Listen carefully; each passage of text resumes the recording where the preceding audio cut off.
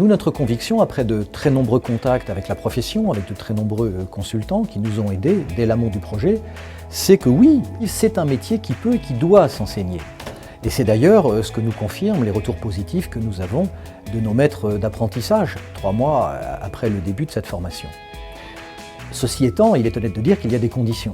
La première condition, c'est de faire le choix de l'apprentissage qui s'impose dans ce métier, mais pas de n'importe quel apprentissage. Le rythme de l'apprentissage est déterminant.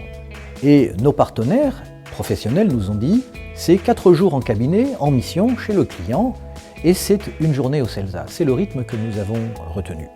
La deuxième condition, c'est d'associer ces professionnels de A à Z, dès l'amont du projet. Une association étroite, une association confiante, qui au début s'est installée dans le groupe projet et qui aujourd'hui se manifeste par des contacts très réguliers avec ces maîtres d'apprentissage et qui, je dois le dire, font un travail de transmission de professionnalisme tout à fait superbe.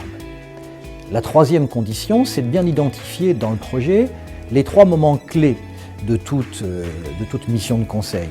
Tout d'abord, le questionnement, la demande du client. Ensuite, le diagnostic de la situation, du problème, du contexte. Et puis troisièmement, la construction de solutions qui soient à la fois performantes, techniquement et financièrement, et qui soient acceptées humainement et socialement. Nous en avons déduit qu'il existait plusieurs macro-compétences dans l'exercice de ce métier.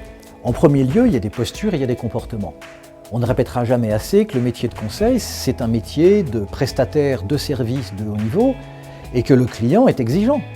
Il attend beaucoup en termes d'écoute, en termes d'empathie, en termes de relations aussi, une relation confiante, et en termes de communication réussie. Et il existe aussi des macro-compétences qui relèvent des savoir-faire.